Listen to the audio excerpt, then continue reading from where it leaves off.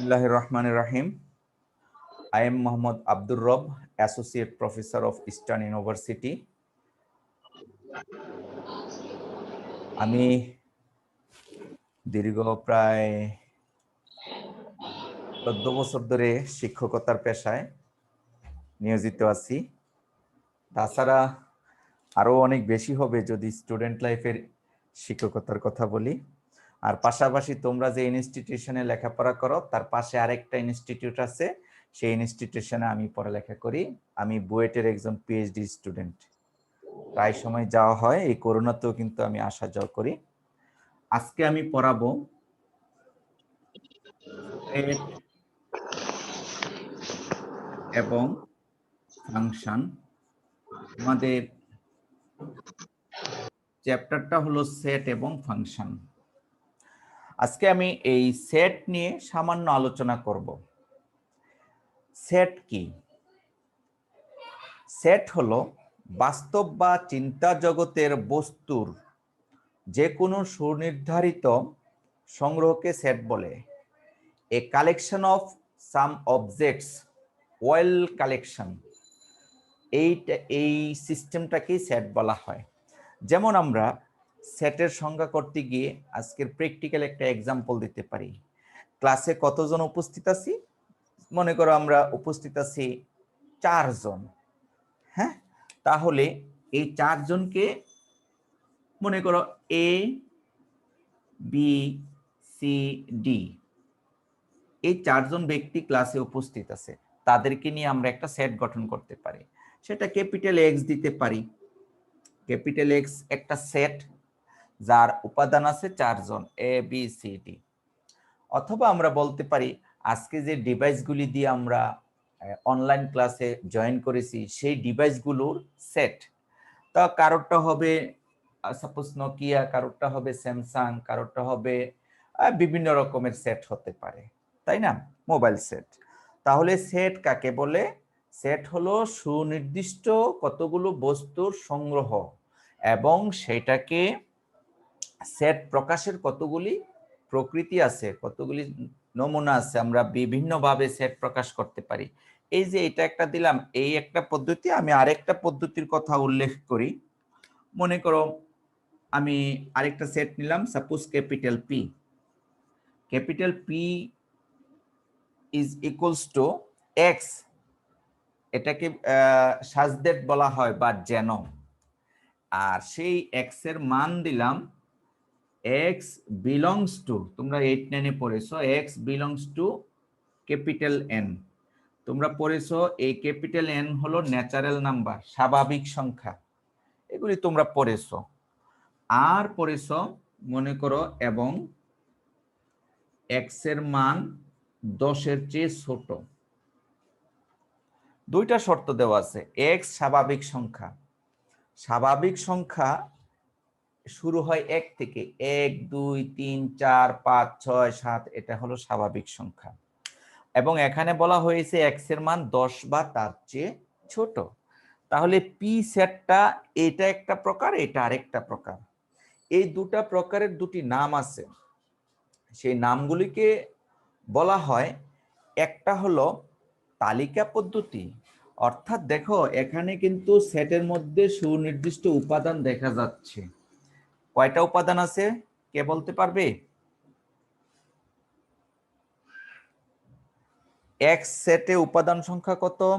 4টি। 4টি নির্দিষ্ট করে বোঝা যাচ্ছে। এখানে কয়টি উপাদান আছে বোঝা যাচ্ছে না, এটা ভাঙলে বোঝা যাবে। আচ্ছা, এটাকে বলা হয় সেট গঠন পদ্ধতি বা সেট বিল্ডার মেথড। আর এটা হলো সেট টেবিউলার মেথড বলা হয় বা রোস্টার মেথড। তাহলে আমরা আজকে পড়ব সেট, সেটের ক্লাসিফিকেশন বা সেট কত প্রকার এবং তার কতগুলি ডেফিনিশন পড়ব সেট সম্পর্কিত। আমি দুটা এক্সাম্পল দিলাম। প্রথম সেটটাকে ক্যাপিটাল এক্স দ্বারা ডিফাইন করলাম, যেখানে বললাম 4 জন ব্যক্তি আছে বা 4টা লেটার আছে এখানে। দ্বিতীয় সেটটা হলো x such that x belongs two capital N এবং এক্স লেস দেন 10, এক্স এর মান 10-এর চেয়ে ছোট।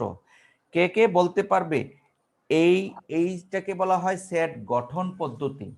সেট গঠন পদ্ধতি আমি যদি লিখি, এই পদ্ধতিটাকে বলা হয় সেট গঠন পদ্ধতি। স্যার সেট গঠন পদ্ধতি আর বর্ণনা পদ্ধতি কি একই?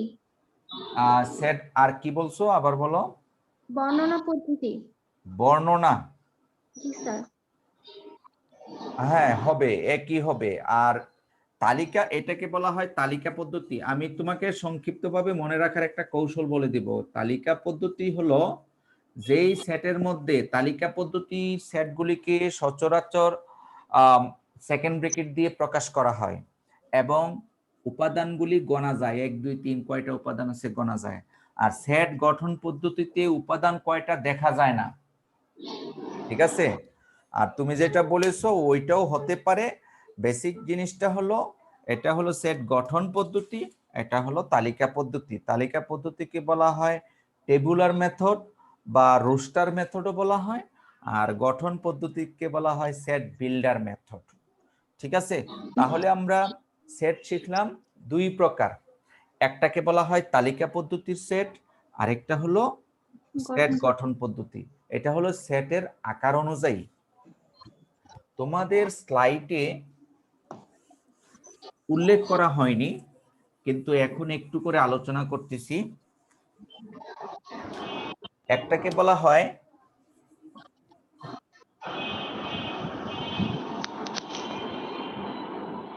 সসীম সেট, ইংলিশে বললে ফাইনাইট।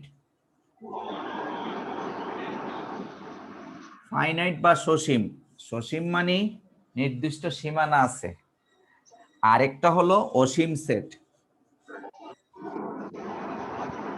অসীম সেট মানে ইনফাইনাইট।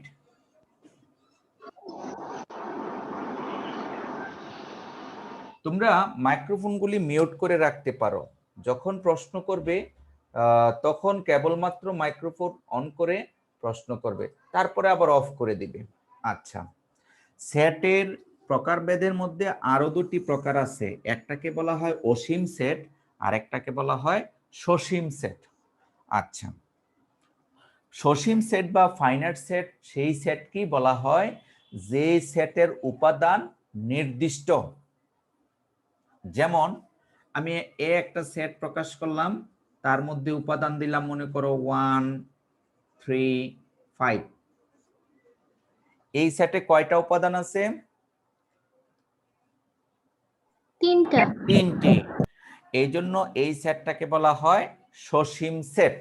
আচ্ছা, আর অসীম সেট, মনে করো বি একটা সেট নিলাম, এটাই নিলাম, suppose 1 3 5 dot dot dot dot dot dot মানে কি আরো আছে? আর কয়টি আছে জানি না। জানি না, এটা অসীম। জানি না, কারণ এখানে হাজারো হতে পারে, লাখ হতে পারে, কিন্তু জানি না। এই জন্য এই সেটটাকে বলা হয় অসীম সেট। আর যে সেটের উপাদানগুলি নির্দিষ্ট হবে, গণনা করা যায়, তাদেরকে বলা হয় সসীম সেট। তার মানে প্রথম বলেছি সেট পদ্ধতিগতভাবে দুই প্রকার, একটা হলো সেট টেবুলার ফর্ম আর একটা হলো সেট বিল্ডার ফর্ম, ঠিক আছে, যা তোমাদের স্লাইডে আলোচনা করেছি। তারপরে আবার সেটের উপাদানগত দিক দিয়ে আবার দুই প্রকার, একটাকে বলা হয় সসীম সেট মানে ফাইনাইট সেট, যেই সেটের উপাদান নির্দিষ্ট, আর অসীম সেট যেই সেটের উপাদান অনির্দিষ্ট মানে গণনা করা যায় না। এই হলো আর দুটি সেট। আশা করি তোমরা সংজ্ঞা চারটা বুঝতে পেরেছো। আমরা সংজ্ঞাগুলি যদি প্রথমে মাথায় ঢুকাই, তাহলে আমাদের কাজগুলো সহজ হয়ে যাবে। আমি তোমাদের স্লাইডে উল্লেখ করেছি কতগুলি বিশেষ সংখ্যার সেট, এর মধ্যে একটি অলরেডি আলোচনা করেছি, এটা ছিল n। আরেকটি টান দিতে হয় স্বাভাবিক সংখ্যার সেট,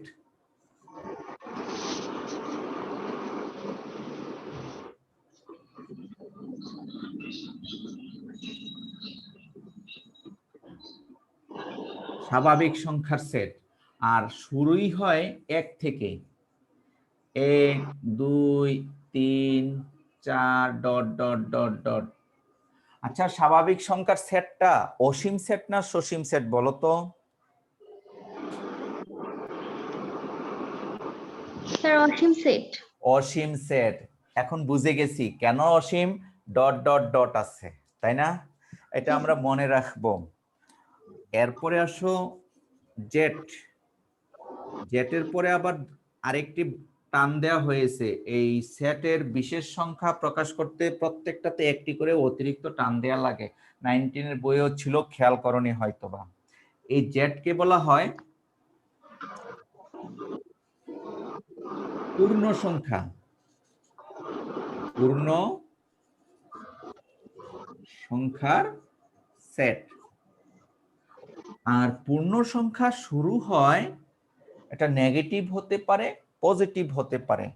ধরো ডট ডট ডট ডট -3 -2 -1 0 1 2, তারপরে আরো আছে 3 ডট ডট ডট। দেখো, এটা হলো জেড পূর্ণ সংখ্যার সেট। এটা নেগেটিভও হতে পারে, পজিটিভও হতে পারে, শূন্য হতে পারে। ঠিক আছে, এই হলো জেড। আচ্ছা, এটা কি নির্দিষ্ট না অনির্দিষ্ট? অনির্দিষ্ট। এটাও অনির্দিষ্ট, দুই দিকেই অনির্দিষ্ট। আচ্ছা, এই দুটো সেটের মধ্যে কার উপাদান বেশি, উপরেরটার না নিচেরটার? নিচেরটার। নিচেরটার। কারণ দেখো, উপরেরটা শুরু হয় 1 থেকে, 1 2 3, আর এটার কিন্তু 1 এর পরে নেগেটিভ আরো অনেক আছে। উপাদানগত দিক থেকে আমরা বলতে পারি জেড এন এর চেয়ে বড়, তাই না? হ্যাঁ। আচ্ছা, এগুলি তোমরা পড়েছো, 9-10 এ পড়েছো, এই জন্য আবারও পড়া লাগে। কিউ, কিউর মাঝে আরেকটি টান দেওয়া হয়, সবগুলিতে টান দেওয়া হয়। কিউ হলো এমন একটা সেট, সেটা P by Q. P Q belongs to Z, এবং Q is not equals to 0। এটা হলো মূলদ সংখ্যা। কিউ কে বলা হয় মূলদ সংখ্যা।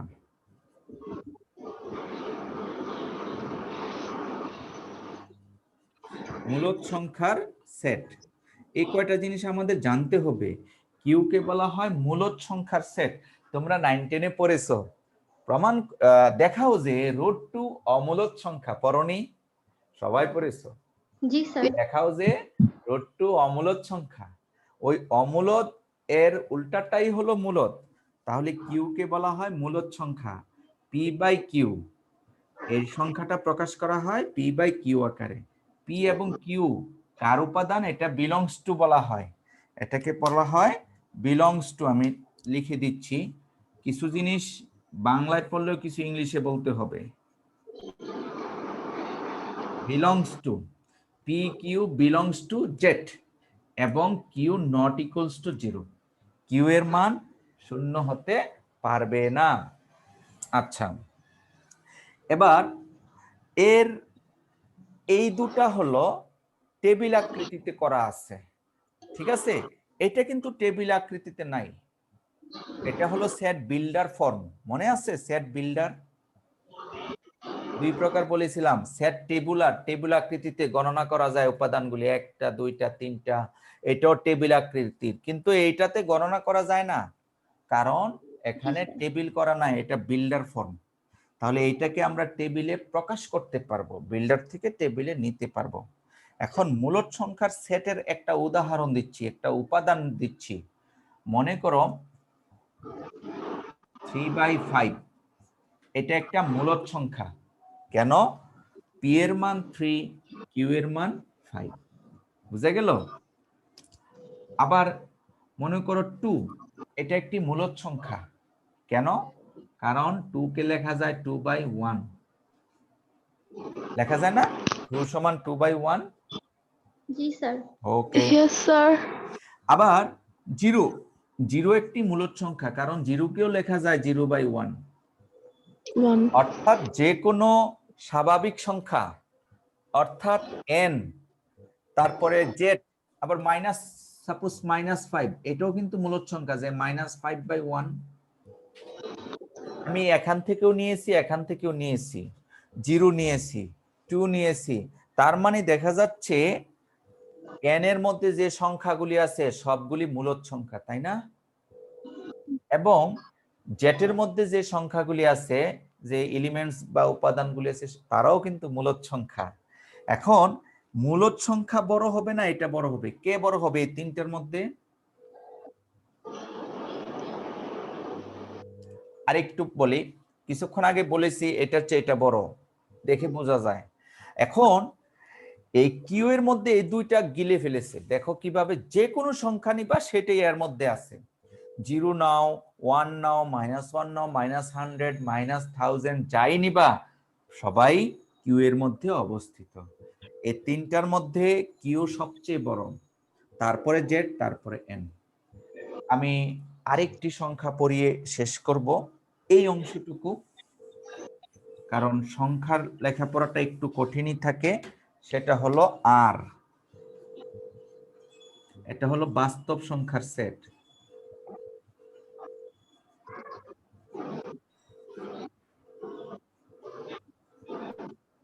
আচ্ছা, বাস্তব সংখ্যার সেট, এই বাস্তব সংখ্যার সেট এর মধ্যে আমরা বাস্তব রেখা শিখেছি ছোটবেলা, 8-9 থাকতে এরকম একটা রেখা ড্রয়িং করা তোমার টিচার পড়িয়েছিল।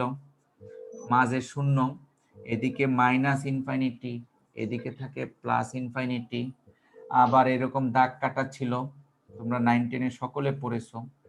0, 1, 2, 3, -1, -2, -3, এটাকে বলা হয় বাস্তব রেখা।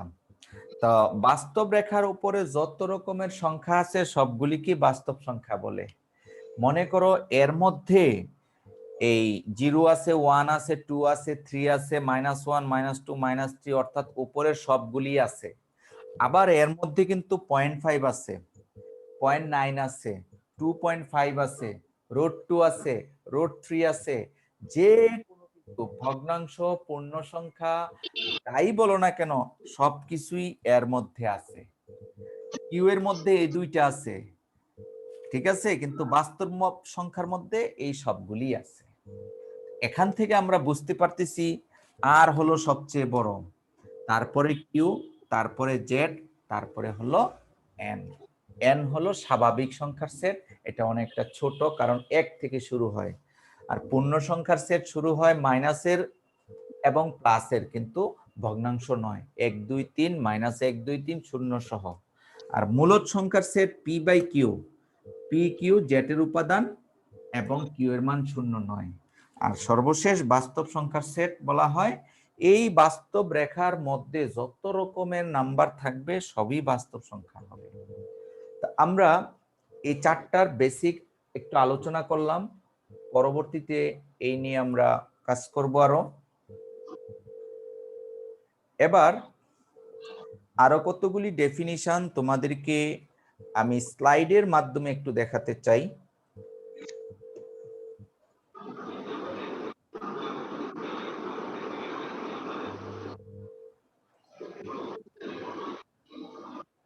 দেখো তো তোমরা কি স্লাইডটা দেখতে পাচ্ছ কিনা? জি স্যার। ওকে,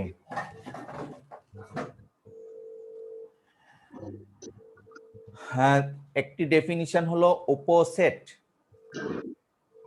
উপসেট কাকে বলে? দেখো, উপসেট বা ইংলিশে হলো সাবসেট। এ ও বি সেট হলে এ কে বি এর উপসেট বলা হয় যদি, কোন শর্ত? যদি ও কেবল যদি এ এর প্রত্যেক উপাদান বি এর উপাদান হয়। এ এর প্রত্যেক উপাদান যদি বি এর উপাদান হয়, তাহলে এ কে এ সাবসেট বি লিখে প্রকাশ করা হয়। নিচে একটা ইকুয়াল সাইন আছে, খেয়াল করবা, এটা হলো উপসেটের সংজ্ঞা। উদাহরণ হিসাবে একটা সেট নিয়েছি এ সমান 2 3, এটা সেট টেবুলার ফর্মে আছে এবং এটা একটি সসীম সেট, ফাইনাইট সেট, তাই না? জি আজকে স্যার। আমরা আলোচনা করেছি দুই ধরনের, set builder form, set tabular form. এখানে আমরা দেখতে পাচ্ছি এটা টেবিল আকৃতির সেট এবং এটা ফাইনাইট সেট। বি আরেকটা সেট 2 3 5 7, চারটা উপাদান আছে। এখন এ বি এর উপসেট না হলে লেখা হয় এ নট সাবসেট বি। আর এখানে দেখো এ বি এর একটি উপসেট। কেন উপসেট? কারণ এর প্রত্যেকটা উপাদান বি এর মধ্যে আছে। আমি আবার বলছি, এখন এর উপাদান 2, এই 2টাকে নিয়ে তুমি বি এর মধ্যে ফেলে দিবা, মিলে গেল। আবার মনে করো আরেকটা উপাদান আছে 3, এই 3 এখানে আছে, মিলে গেল। তাহলে এ দুটি উপাদান বি এর মধ্যে অবস্থিত, অতএব এ কে বি এর সাবসেট বলা হয়। আমরা কি বুঝতে পেরেছি? জি স্যার। হ্যাঁ, বি কে এর সাবসেট বলা হয় না, এই ক্ষেত্রে এ কে বি এর সাবসেট বলা হয় এবং এইটাকে প্রকাশ করা হয় এ সাবসেট বি। এই যে এই প্রকাশটা এইভাবে করা হয়। তোমাদের এই গত বছরের প্রশ্নে কিন্তু আমি এরকম দেখেছি, একটা এক্সাম্পল দিয়ে প্রমাণ দিয়েছে। অতএব সাবসেটের সংজ্ঞাটা খুবই জরুরি। আর যদি সাবসেট না হয় তাহলে নট লেখা হয়, যেমনটা নিচে প্রকাশ করা হয়। আচ্ছা, এর উদাহরণটা দেখো। এর উপাদান আছে 2টি, 1 এবং 3। বি এর উপাদান আছে 4টি, কিন্তু এর একটি উপাদান বি তে অবস্থিত নয়। সেই উপাদানটা কি? 1। 1 বি তে নাই, অতএব এ কে বি এর সাবসেট বলা হয় না। বুঝতে পেরেছো সাবসেট কাকে বলে? Yes, sir.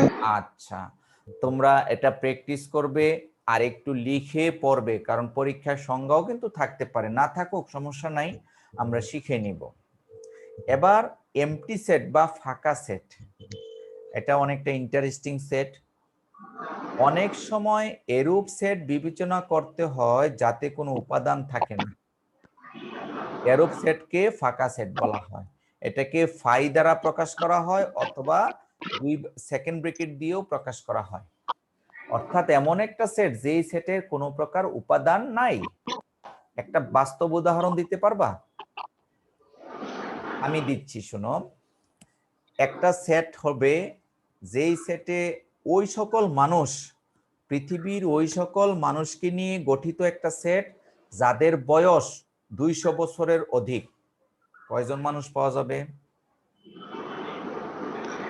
একজনও না। একজনও পাওয়া যাবে না। তার মানে এই যে সেটটা বলেছি এটা একটি সেট বিল্ডার ফর্মে। হ্যাঁ, যে এক্স দ্বারা সেট গঠন করলাম যার যেখানে হবে পৃথিবীর সেই সকল মানুষ যাদের বয়স 200 বছরের অধিক। এই হিসাবে আমরা জানি এত বছর কোনো লোক বাঁচে না, অতএব এটা ফাঁকা সেট। আরেকটা ফাঁকা সেট দিচ্ছি। সেট দ্বারা বুঝাচ্ছি সেই সকল মেল স্টুডেন্ট, সেই সকল পুরুষ ছাত্র যারা ইডেন কলেজে লেখাপড়া করে। কয়জন পুরুষ ছাত্র আছে ইডেন কলেজে লেখাপড়া করে? একজনও নাই। তার মানে এটা ফাঁকা সেট। বুঝা গেল?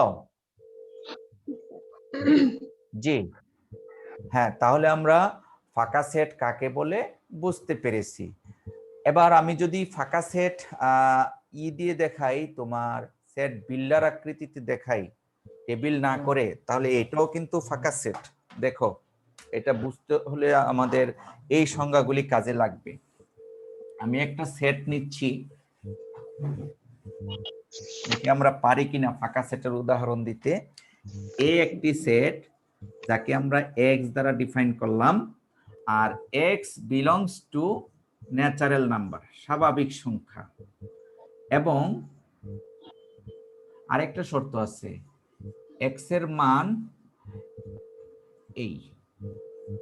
তাহলে কয়টা উপাদান আছে এখানে? X belongs to natural number N, স্বাভাবিক সংখ্যা শুরু হয় 1 থেকে, 1 2 3 4, এগুলি হলো স্বাভাবিক সংখ্যা। আর বলা হচ্ছে এক্স এর মান 1 এর চেয়ে বড়, 2 এর চেয়ে ছোট। কয়টা আছে? 2টা উপাদান। না না না, একের সমান বলি নাই তো, একের চেয়ে বড় ও আচ্ছা, আর 2 এর চেয়ে ছোট। তো স্বাভাবিক মানে সংখ্যা তো আমরা জানি, স্বাভাবিক সংখ্যা হলো এই 1 2 3, এগুলি স্বাভাবিক সংখ্যা। কিন্তু এখানে কি বলেছি, একের চেয়ে বড় নিতে হবে, আবার 2 এর চেয়ে ছোট নিতে হবে। এটা ফাঁকা সেট। ফাঁকা সেট কিছুই নাই, ঠিকই তো। কিছুই নাই, এটা এইভাবে প্রকাশ করা হয়, অথবা এই। আমি আরেকটা উদাহরণ দেই, এটা ফানি উদাহরণ।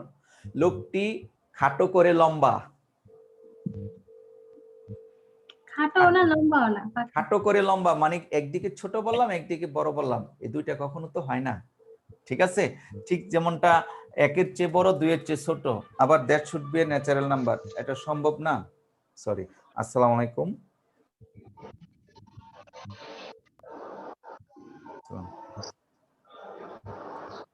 আচ্ছা, আমরা তাহলে ফাঁকা সেটটা ভালোভাবেই বুঝতে পারলাম।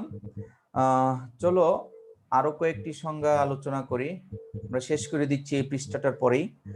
আর প্রকৃত উপসেট আরেকটি সংজ্ঞা স্লাইডে ছিল, সেটা হলো এ কে বি এর প্রকৃত উপসেট বলা হবে যদি এবং কেবল যদি, দুটি শর্ত, যদি এবং কেবল যদি এ সাবসেট বি হয় এবং এ নট ইকুয়ালস টু বি হয়।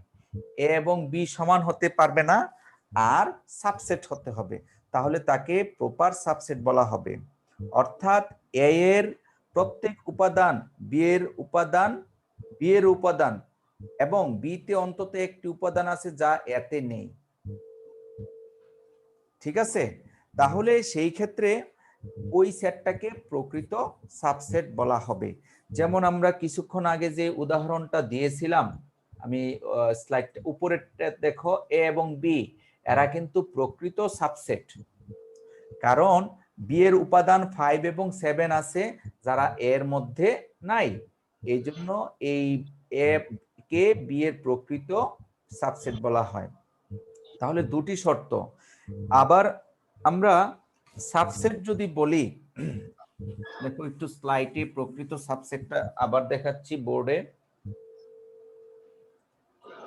মনে করো এ 2 4, বি এটাও 2 4, এই ক্ষেত্রে এ কে বি এর সাবসেট বলতে পারি। কেন? এ 2 এখানে আছে, 4 এখানে আছে, এটা সাবসেট কিন্তু প্রকৃত সাবসেট না, শুধু সাবসেট হবে, এটা উপসেট বলা যাবে, উপসেট। আবার এ মনে করো 2 4 আর বি মনে করো 2 4 6, এটা কিন্তু উপসেট এবং এটা প্রকৃত উপসেট, এটাকে প্রকৃত উপসেটও বলা হয়, প্রকৃত উপসেট। কেন?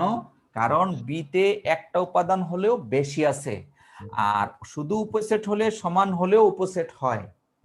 অর্থাৎ আমরা বলতে পারি প্রকৃত উপসেট অবশ্যই একটি উপসেট, কিন্তু সকল উপসেট প্রকৃত উপসেট নাও হতে পারে।